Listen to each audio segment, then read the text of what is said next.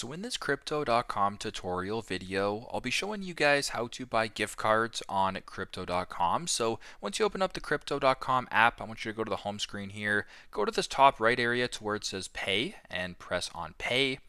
Then once you're here where it says shops in the top left, I want you to go ahead and press on gift cards just like this. Now, you can either shop for a specific brand or whatever, or you can just kind of scroll down and see a bunch of different ones. So, for example, if you wanted to buy, let's just say an Xbox gift card right here, you can go ahead and press on Xbox, press on gift card right here, and you can either do that with different cryptocurrencies. Go to the bottom, press on pay, and proceed that way. But make sure you guys do read some stuff about the gift cards. You can also scroll back and let's just say, for example, wanted to buy, I don't know, a Nintendo gift card. It works the exact same way. So you can type in the dollar amount if you're looking for that, whatever the case may be, and proceed that way. So very simple, very straightforward.